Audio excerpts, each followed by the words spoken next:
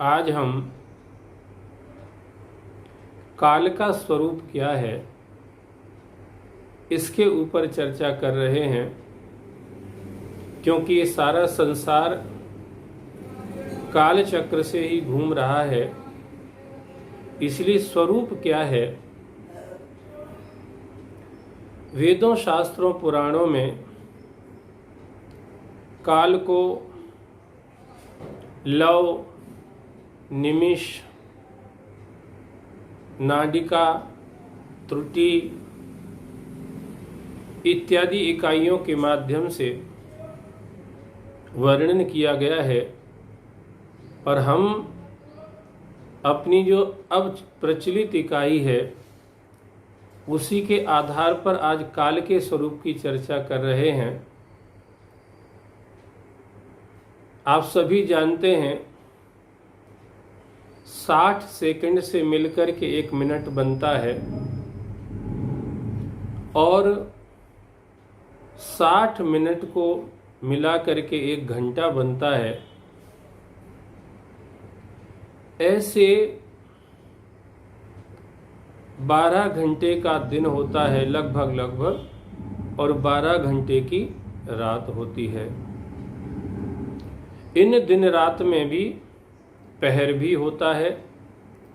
जैसा कि आप कहते हैं अब दोपहर हो गई है, दोपहर माने दोपहर, इसका मतलब ये हो गया कि सुबह से लेकर के 12 बजे तक दोपहर हो जाते हैं और 12 बजे से शाम के 6 बजे तक फिर दोपहर हो जाते हैं। तो सुबह 6 से दोपहर 12 बजे तक दोपहर, और दोपहर 12 बजे से शाम 6 बजे तक दोपहर। ऐसे ही रात को भी हम लोग समझ सकते हैं, शाम के 6 बजे से रात के 12 बजे तक दोपहर हो जाते हैं और रात के 12 बजे से सुबह 6 बजे तक फिर दोपहर हो जाते हैं। और आप जानते हैं हमारे पंचांग में, ज्योतिष में भी जो हम लोग तिथि परिवर्तन मानते हैं उस सूर्य उदय से ही मानते हैं। ऐसा नहीं कि रात को 12 बजे और हैप्पी बर्थडे बोलने लग गए। वो ये इकाई, ये सिस्टम हमारा नहीं है, ये पश्चिमी सिस्टम है। इससे हमें कोई लेना देना नहीं है। हमारे भारतीय ज्योतिष के अनुसार, और ज्योतिष गणना का आधार ही भारत ही है, भारत की ही ज्योतिष गणना चलती है। विक्रम संवत आप सभी लोग परिचित हैं ही। तो 4 पहर का दिन होता है और 4 पहर की रात होती है। इनको याम भी बोलते हैं, 8 याम। इसीलिए कहते हैं भगवान का भजन 8 याम करना चाहिए। ये 8 याम यानी 8 पहर का दिन और रात होता है। ऐसे जब 7 दिन हो जाते हैं, आप सब जानते हैं, तब हम उसको सप्ताह कहते हैं। और जब 15 दिन हो जाते हैं तब हम उसको हफ्ता कहते हैं। और जब 1 माह हो जाता है, माने 30 दिन हो जाते हैं, ऐसे 30 दिन हो जाते हैं जिस गणना से अपन चर्चा कर रहे हैं, तब अपन उसको 1 माह कहते हैं। और ऐसे महीनों से 12 महीने का हमारा वर्ष होता है। हमारा जो वर्ष है वो 1 जनवरी से प्रारंभ नहीं होता है। हमारा वर्ष गुड़ी पड़वा से, चैत्र मास की जो पड़वा है इसको गुड़ी पड़वा बोलते हैं, वहाँ से हमारा वर्ष प्रारंभ होता है। तो इस हिसाब से 1 महीना जब हमारा होता है तो हमारे पितरों का 1 दिन होता है। माने हमारे 1 महीने की दिन रात जब होते हैं तब पितरों का 1 दिन रात होता है। और इस गणना से जो हमारा 1 वर्ष हो जाता है, माने 12 महीने पूरे हो जाते हैं, जिसको हम लोग 1 वर्ष बोलते हैं, तब देवताओं का 1 दिन रात होता है। तो ये समझना कि हमारे 1 महीने के बराबर पितरों का 1 दिन होता है और हमारे 1 वर्ष के बराबर देवताओं का 1 दिन होता है। अब इस 1 वर्ष में भी 2 अयन होते हैं, आप जानते हैं। एक को उत्तरायण कहते हैं और एक को दक्षिणायन कहते हैं। 6 महीने का उत्तरायण होता है और 6 महीने का दक्षिणायन होता है। मकर संक्रांति से उत्तरायण प्रारंभ होता है, 6 महीने तक चलता है, और उसके बाद फिर दक्षिणायन, वो 6 महीने तक चलता है।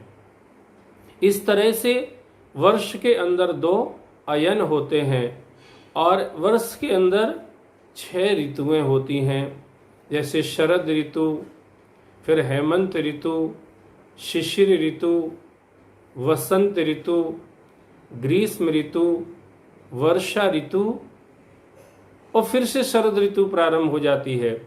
इस तरह से हमारे 1 वर्ष के अंदर 6 ऋतुएं होती हैं। माने मौसम परिवर्तन जिस हिसाब से होता है उसी हिसाब से ऋतुओं का संकेत किया गया है। मोटे तौर पर हम लोग 3 ऋतुएं मानते हैं, शरद ऋतु, ग्रीष्म ऋतु और वर्षा ऋतु। ऐसे 6 ऋतुएं कहें या 3 ऋतुएं कहें, इनको मिला करके हमारा 1 वर्ष बनता है। इस वर्ष गणना के हिसाब से कलयुग के जीव की, सतयुग में तो ऐसा सुनते हैं कि लोग 1 लाख वर्ष तक जीते थे। जब त्रेता युग आया तो 1 0 कम हो गया, 1 0 कम हो गया और लोगों की उम्र 10,000 वर्ष तक भी होती थी। द्वापर आया तो 1 0 और कम हुआ और लोगों की उम्र 1000 वर्ष तक भी होती थी। पर कलयुग के मनुष्य की जो परम आयु है वो 100 वर्ष की है। माने कलयुग का आदमी 100 वर्ष जी सकता है, जीता है। तो ये जो हमारे इस काल गणना से हम 100 वर्ष तक जीते हैं, पर हम लोग कलयुग में रह रहे हैं। इस काल गणना से अगर कलयुग की उम्र को देखा जाए तो कलयुग 4,32,000 वर्ष का होता है। अभी कलयुग के 5,220 वर्ष के आसपास निकले हैं। ये कलयुग होता है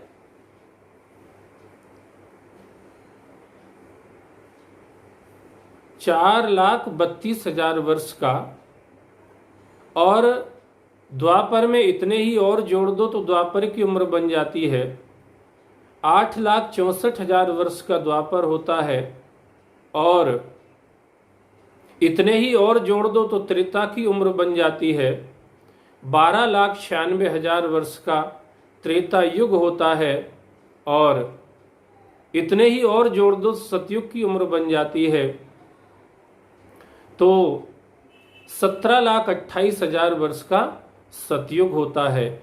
इस तरह से कलयुग, कलयुग, द्वापर, त्रेता, सतयुग, सतयुग, त्रेता, द्वापर, कलयुग, सतयुग से प्रारंभ होता है और कलयुग तक। इस तरह से ये चारों युगों का चक्र चलता रहता है। ये चारों युग जब 1000 बार घूम जाते हैं तब ब्रह्मा जी का 1 दिन होता है, और उस गणना से ब्रह्मा जी 100 वर्ष तक जीते हैं।